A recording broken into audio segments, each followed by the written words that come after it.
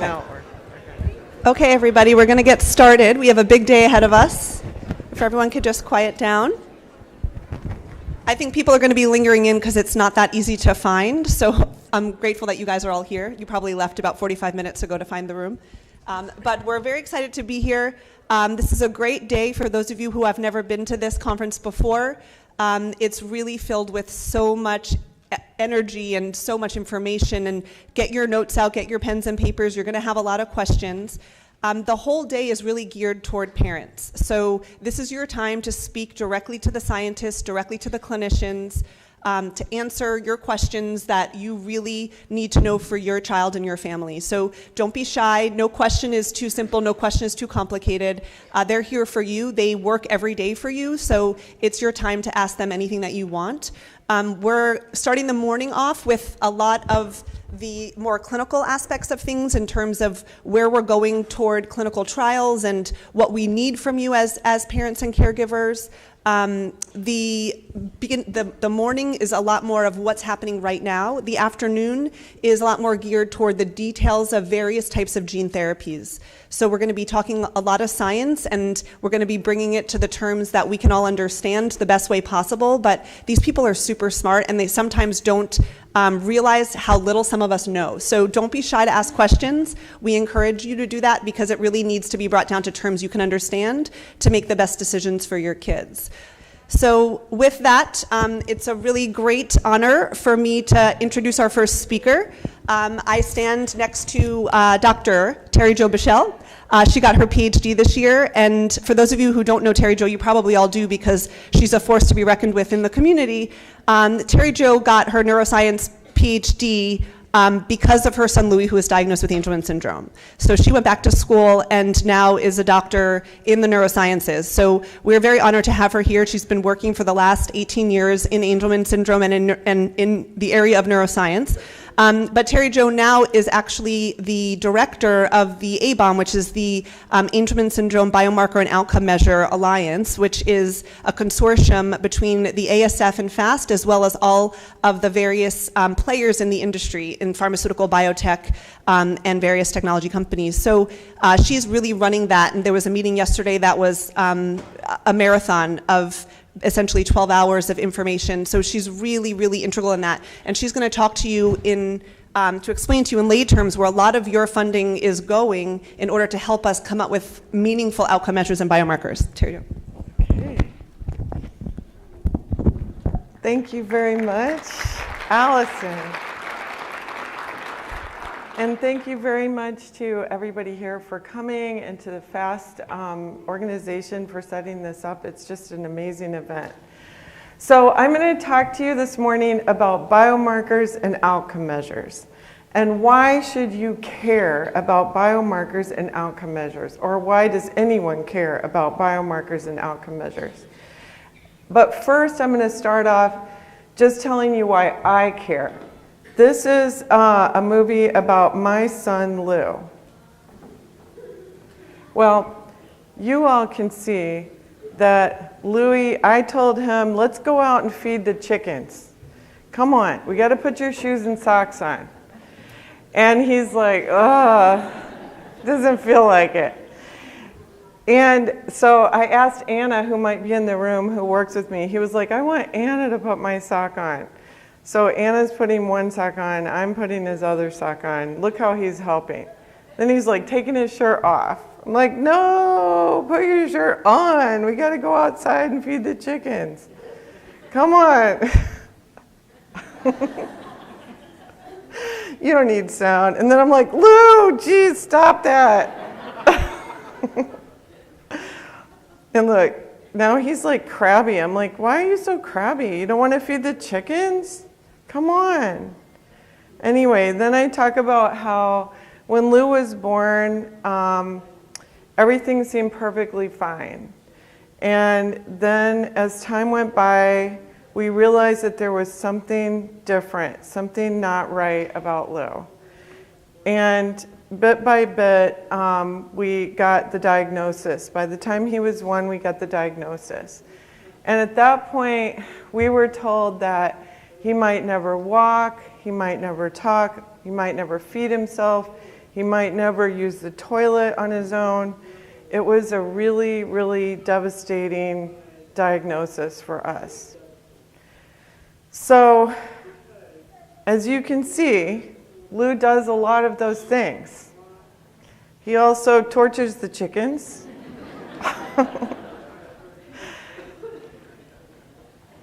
As well as us when we're trying to put his socks and shoes on.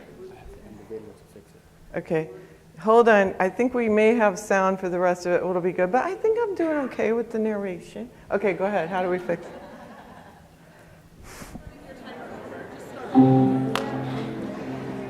Okay, we're going to start over. See if I did a decent narration. You can judge me on the narration. Hey, Louie, let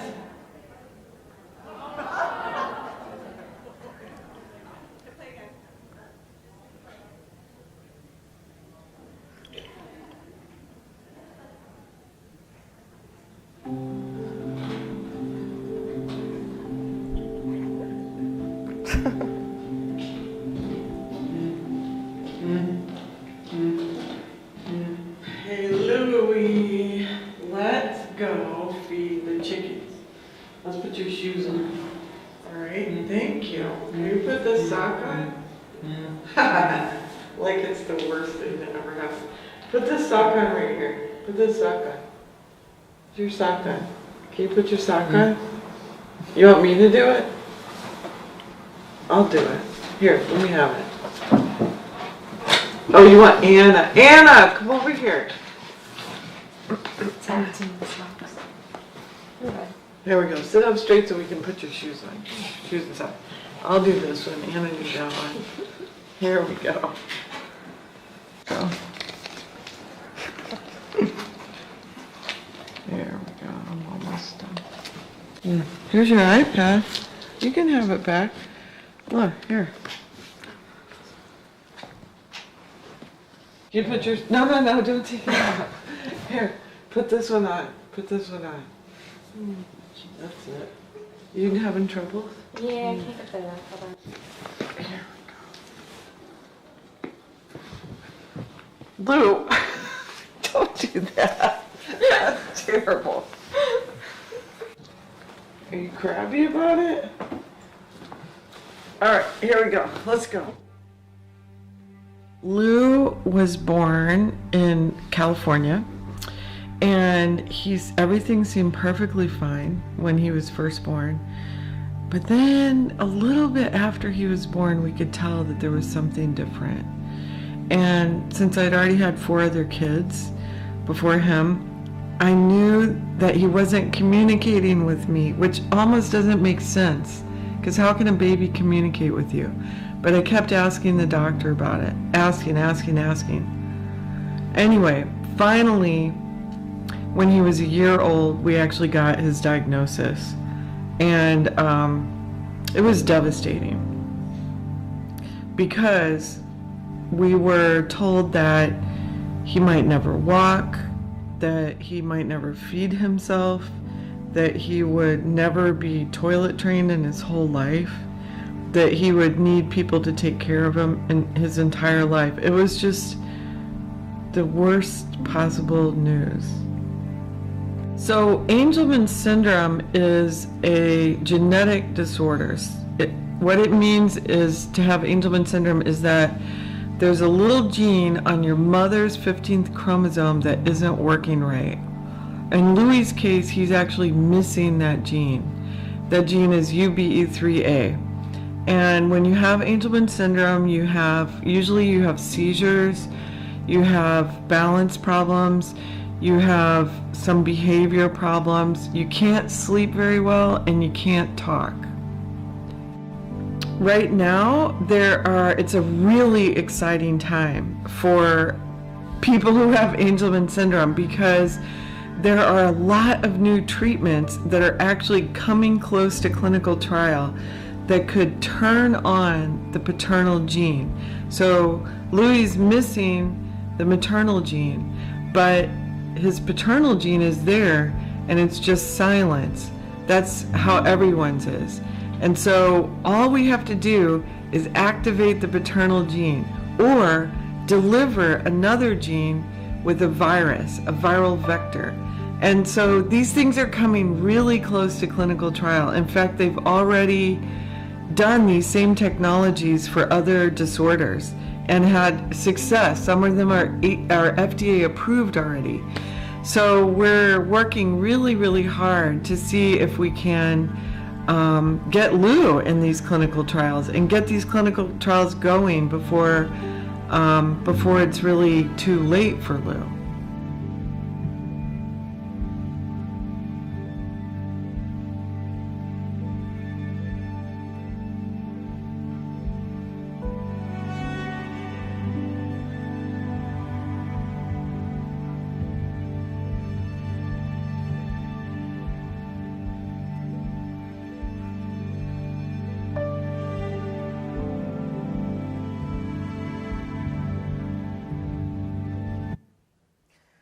So now you know about Lou, and you can see that he has a pretty good life.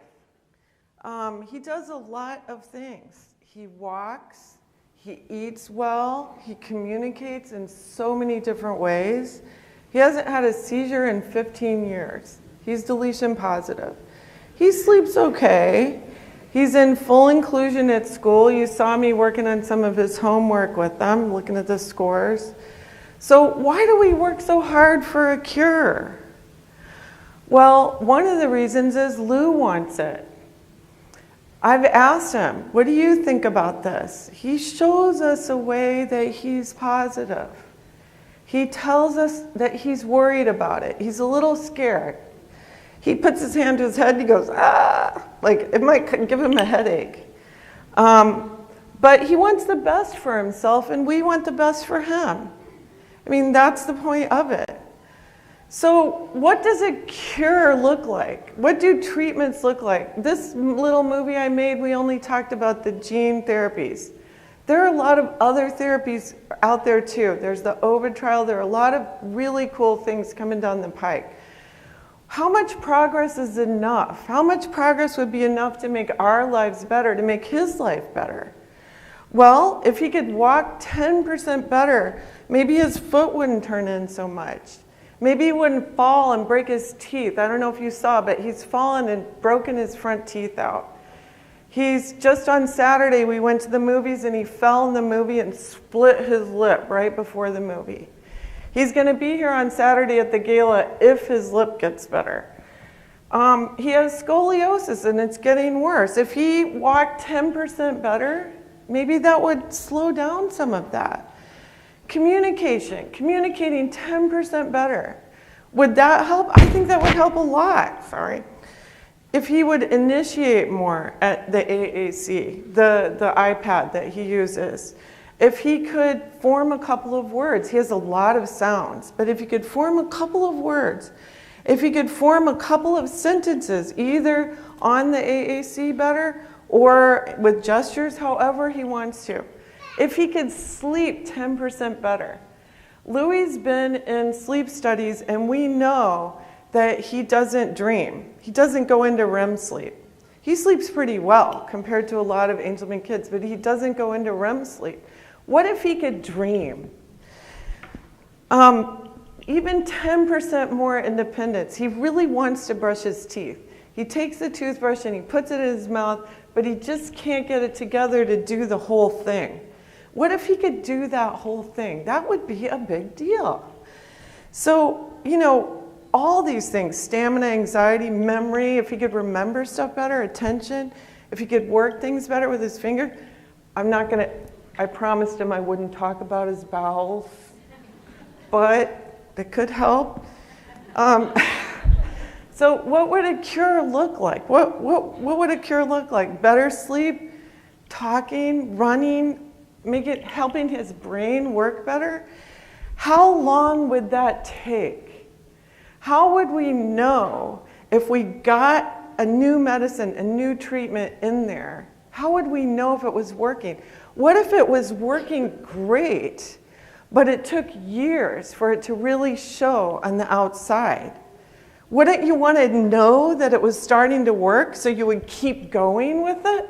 What if you stopped it right before it was starting to work? We have to know.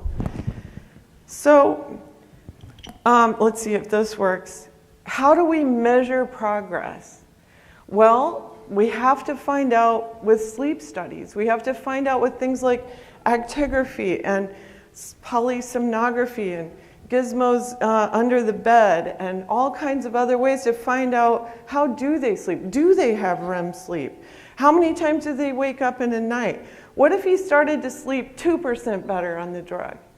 I want to know that so that I can wait long enough for him to get 5% better and 10% better. But how am I going to know that? I'm so tired. I'm not going to wake up if he just, I'm not going to notice if he only wakes up one time less. What about, now what? Oh, Lord. How do we get rid of that thing? Oh, okay. What about communication? There's so many ways that Louis communicates with just not putting a sock on to say that he doesn't feel like it, or with using his AAC device, or with gestures or sounds, so many different ways. We have to find a way to measure whether he's getting better incrementally. Maybe it's with this communication matrix that we're trying to study to see if that's a good outcome. Maybe it's with some other outcomes, some really more ones where we just observe and score kids. There could be a lot of different ways. We don't know. What about walking better? How do we know that his gait improves? Well, they have these gait mats that you can walk along, and then they can measure it. There are all kinds of other ways we can measure it, maybe even new ways, sensors that go in their shoes. We have to study these things. How do we know if his brain is starting to work better?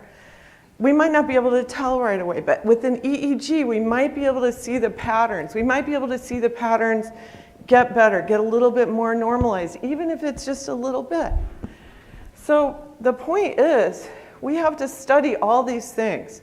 And even before we study these things, we have to know, for example, in the cerebrospinal fluid, in the CSF, will there be an increase in UBE3A protein? Will there be changes? So how do we find that out? We haven't even done studies of Angelman CSF yet. We don't know yet if there's UBE3A inside the CSF that we can measure. We have to know that. So this is what biomarkers and outcome measure studies are. And this is why we call them BOMs. Because we're going to, this is where I get anxious. Got to get the scientists back. Come on. Okay, so what do you got to do? How can we all help? How can we all work together? Well, we're all in this together. The natural history trial. Enter your kid in the natural history trial. Make the trip. Every bit of data that we can collect and analyze will help all of us. Register your kid in the global registry. You're going to hear about that right after me. Every bit of that data will help us.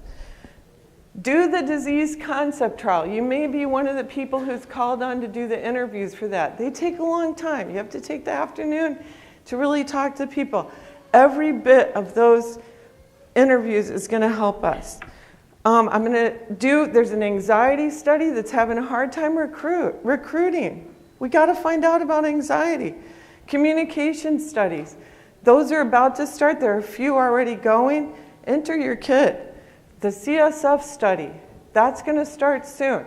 If your kid has to have anesthesia for something else, like he's getting a tooth pulled, or he's having an MRI, or he's getting Botox injection, some other reason that he's having anesthesia, consider letting us get a sample from a spinal tap of his cerebrospinal fluid.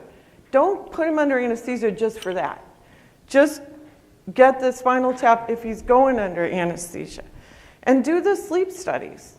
And then there's another thing, Backpack Health. I'm going to show you a quick movie about it, and I'm going to talk over it so that, so I'm going to ask the gentleman at the back to keep the sound low on this because it's just music. And I'm going to talk over this. This is a new app. All those studies are a hassle, right?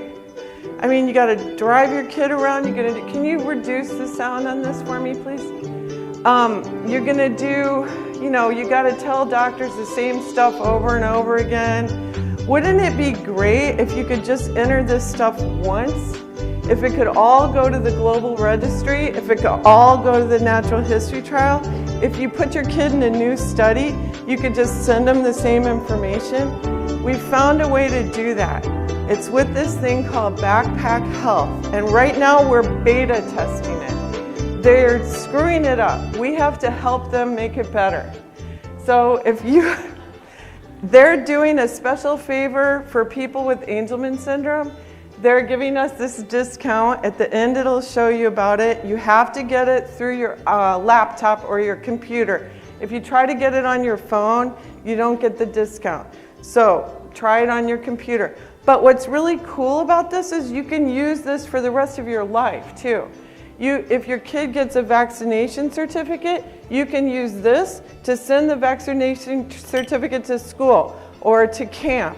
You can use this if you want to go, if you go to the emergency room and they're like, when's the last time you had an EEG? You can send the EEG from this. You can share it with whoever you want. You can share it with your husband, your grandma, your babysitter, and whatever researchers you want to have it, you can share it with them.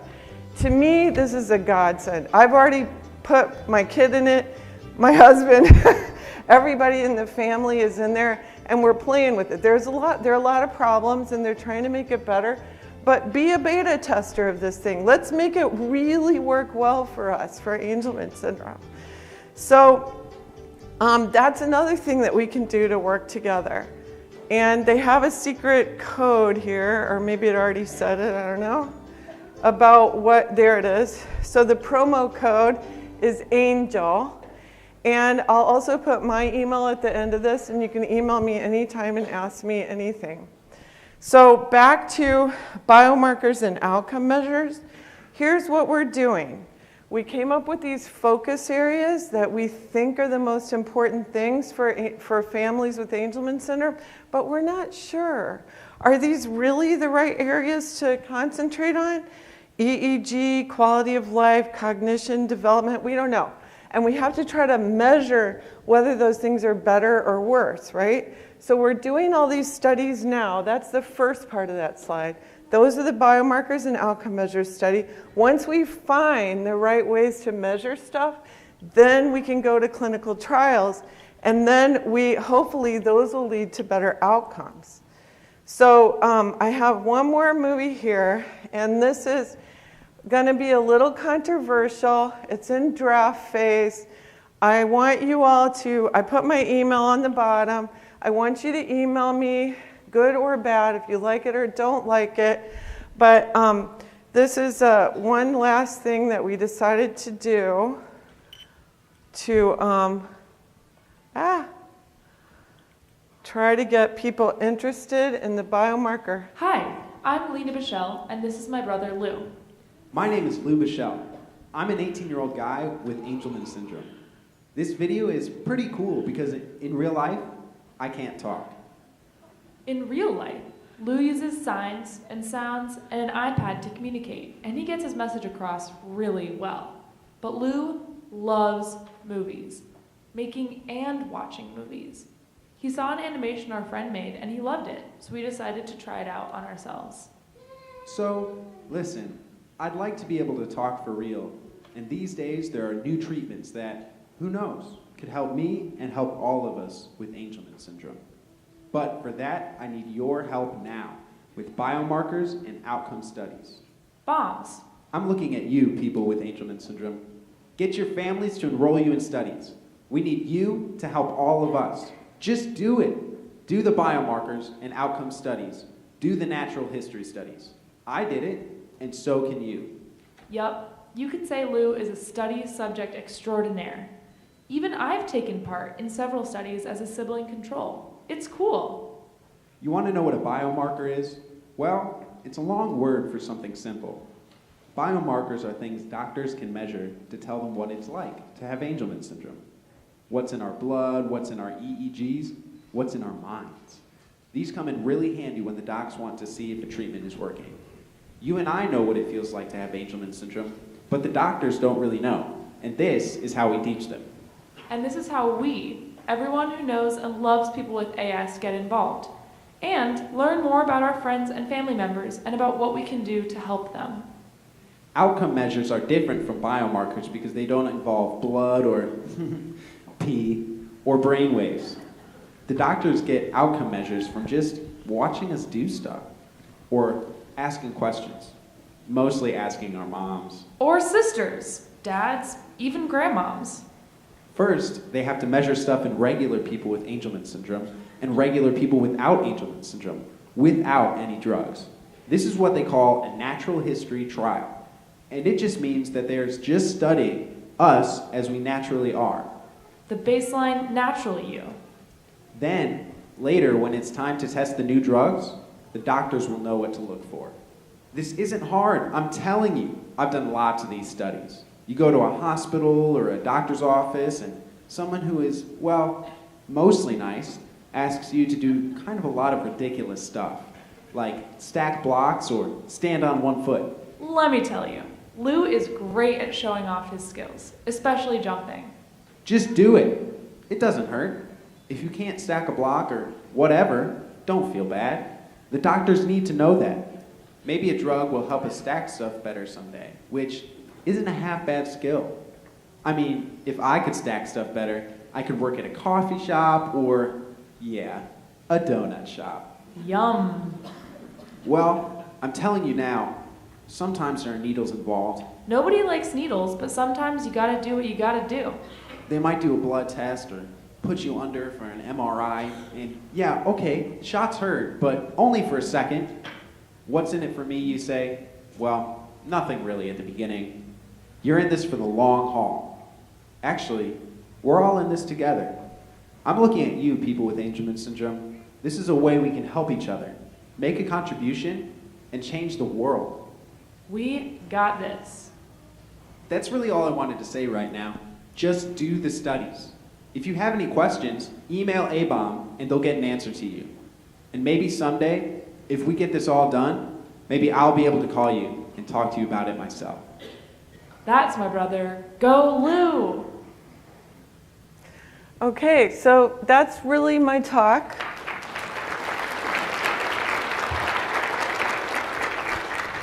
I'm happy to answer any questions anyone ever has about anything to do with Angelman syndrome and biomarkers and outcome measures too. That's it. And here's our website. You can go look at it anytime. AngelmanBiomarkers.org. Sign up to receive our newsletters. Stay current. Look at the reports tab and you can see synopses and summaries of scientific articles coming out. You can click on all the articles that we can find that we put in so that you can read any article you want, and email me. And thanks a lot to everybody.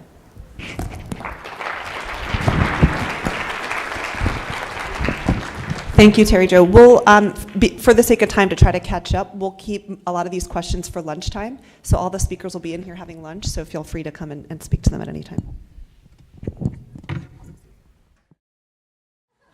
Okay, here's the question. This is kind of US specific, but it's for all of you. How do you get someone to write the orders for these incidental, hey, do an LP on my kid while you're cleaning her teeth and get her spinal fluid? And then how do you get someone to pay for it? That you can't just ask. Do you want to just... This is the question for Terry Jo. This wouldn't be... Yeah. What was the question again? The question is, if you're saying we should get cerebral spinal fluid, if your kid's under general anesthesia, who do we get to write orders for that? Oh, that's and who pays for it? That's a great question. You would only do that as part of a study, and the study would write the orders and the study would pay for it.